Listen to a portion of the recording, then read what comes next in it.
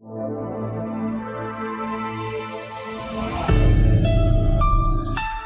मेरे shining star, स्वागत है आपका आपकी अपनी हिंदी की कक्षा में। आज हम कराने जा रहे हैं वाणी श्रृंखला हिंदी पाठ्य पुस्तक से हिंदी की भूमिका में पाठ 12। जी हाँ, पाठ 12 जिसका शीर्षक है भारती जय विजय करे। बच्चों, ये एक बहुत अच्छी कविता है, तो चलिए पहले इस कविता का परिचय लेते हैं। कवि मातृभूमि का पुजारी है, वह उसके भव्य रूप को शत शत नमन करता है और उस पर बार बार बलिहार जाता है। यहाँ उसकी स्तुति बड़ी भावपूर्ण रीति से की गई है। भारत माँ के चरणों को पखारता सागर और माथे पे दमकता हिमालय रूपी मुकुट का वर्णन अत्यंत मनमोहक है। तो चलिए हम भी इसको पढ़ते हैं। भारती जय विजय करे, कनक शस्य कमल धरे। जो इसके कवि हैं, कवि कौन है? सूर्यकांत त्रिपाठी निराला। तो निराला जी ने भारत माँ को एक माँ के रूप में, वो भारत माँ को माँ के रूप में देख रहे हैं और वो कह रहे हैं कि हे माँ तेरी जय हो, तेरा जय जयकार हो। तेरे को बहुत वो भारत को एक माँ जननी के रूप में जान रहे हैं और वो कह रहे हैं भारत माँ तेरी सदा ही जयकार हो, तेरी जय हो, तेरी विजय हो। और तुम्हारे चरणों में जो कमल रखा है, यानी कि कमल रूपी जो फसल है, सोने की फसल, कनक मतलब फसल, हमारे देश में जो जैसे सोने की फसल है वो यूं लहराती रहे। हे माँ, हे जगत जननी माँ तेरी जय हो। और तुम्हारे चरणों में जो माँ के चरण कमल उसमें होते ना, कमल में, तो तुम्हारे कमल है, कमल रूपी फसल, हमारे देश की जो फसल है वो सोने की तरह हो। लंका पदतल शतदल गर्जितों में सागर जल, धोता शुचि चरण युगल, स्तव कर बहु अर्थ भरे। और हमारा जो देश है, उसके देश के जो दक्षिण का हिस्सा है उसमें क्या है? उसमें सागर है। और दक्षिण में ही क्या है? एक और देश है श्रीलंका। तो श्रीलंका भारत के चरणों में है और नीचे क्या है? सागर है। और वो सागर जो है वो हमारी माँ भारत माता के पवित्र चरणों को धो रहा है, पवित्र चरणों पर को धो रहा है। कौन? चरण सागर। और जो लंका है, श्रीलंका है, वो एक कमल के समान। और कमल कहाँ होता है बच्चों? कमल नीचे होता है, पानी पे नीचे की तरफ होता है ना। तो ऐसे ही हमारा जो है चरण कमल जो है, सागर चरणों को धो रहा है। हम हमारी माता के चरणों को, हमारी माँ, हमारी जननी के चरणों को धो रहा है। तृण तृण वनलता वसन, अंचल में खचित सुमन, गंगा ज्योतिर्जल कण, धवल धार हार करे।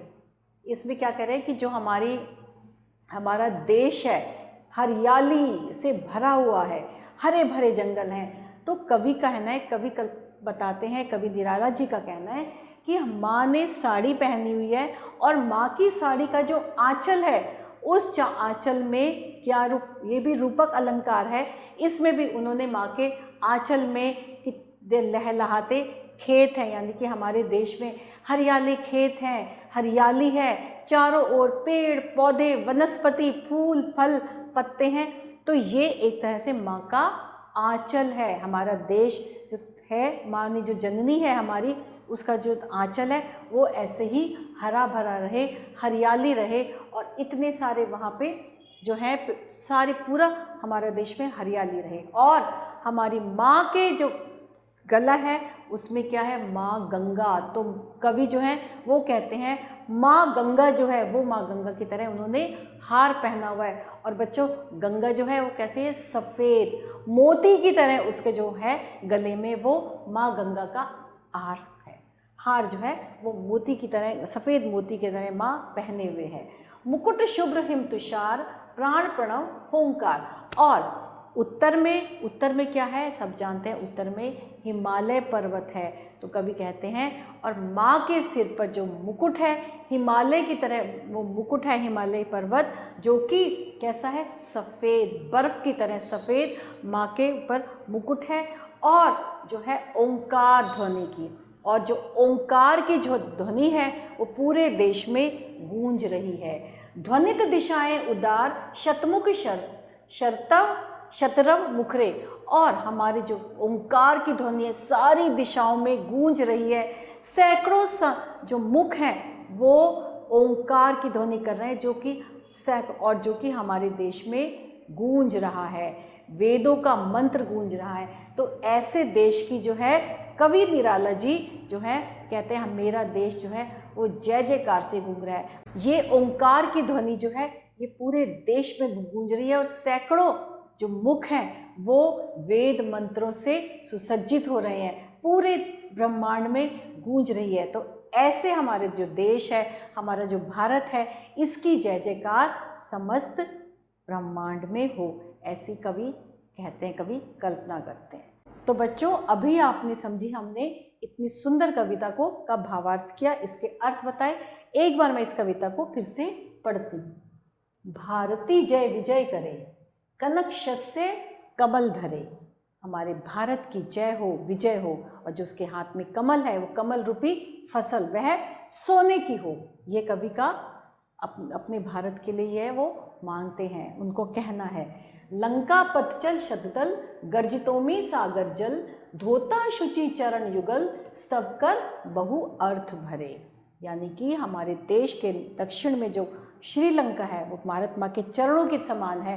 वो चरणों जैसे सागर जो है माता रानी माँ के चरण धोता है, ऐसे ही जो लंका है, श्रीलंका है, वो माँ के चरणों में है।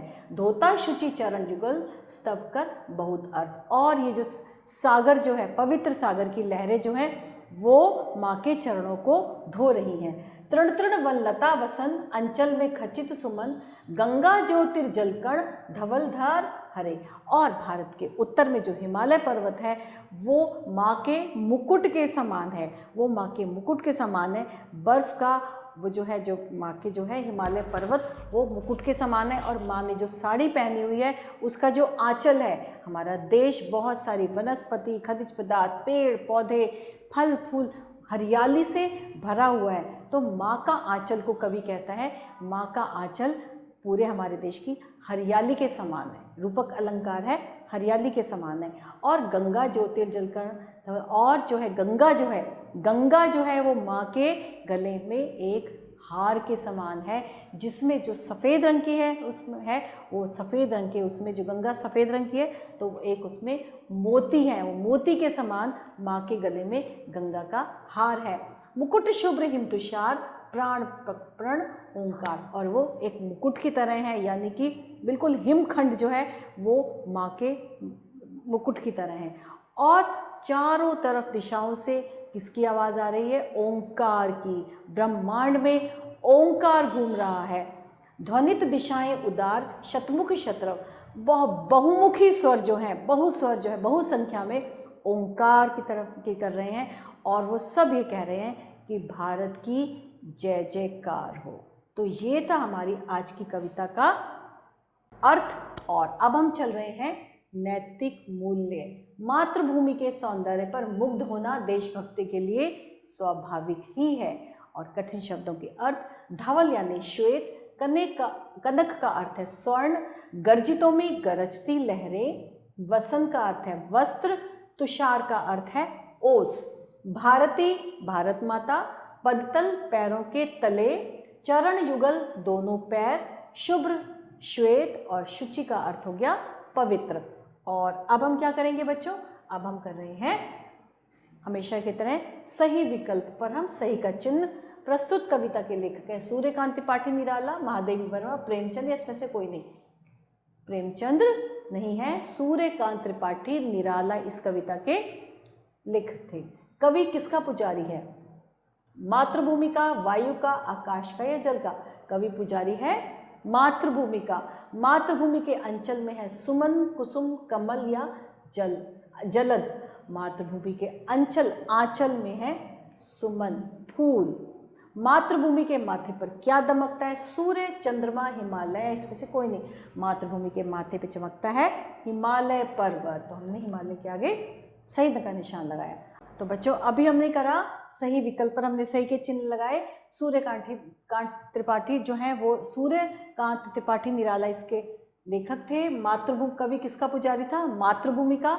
और मातृभूमि के अंचल में क्या है? सुमन पुष्प हैं। और मातृभूमि के माथे पर क्या दमकता है? क्या दमकता है बच्चों? हिमालय दमकता है। और अब हमने रिक्त स्थान भरने हैं। भारती जय विजय करे, भारत की जय हो, भारत की विजय हो। मुकुट शुभ्र हिम तुषार, मुकुट जो है वो किसका है? हिम का, हिमालय का मुकुट है। ध्वनित दिशाएं उदार, और चारों दिशाओं में जो है हमारे जो ओंकार की ध्वनि है पूरे देश में फैली हुई है। गर्जितोमि सागर जल, और सागर की जो दिशाएं, सागर जो है वो जो है गर्ज रहा है और वो प्रशंसा कर रहा है हमारे देश की, हमारे भारत भूमि की। तो गर्जितोमि क्या आ जाएगा? सागर जल। तो अभी हमने करे यह रिक्त स्थान। और बच्चों इसके बाद क्या है? इसके बाद प्रश्न उत्तर हैं, जिनके इन प्रश्नों के उत्तर आपको स्वयं देने होंगे। बहुत प्यारी और बहुत आसान सी कविता है और बहुत ही अच्छे से आप इसके उत्तर दे देंगे, ऐसा मुझे विश्वास है। और इसके साथ ही हमारा आज की पाठ, आज की कविता यही समाप्त होती है। आभार।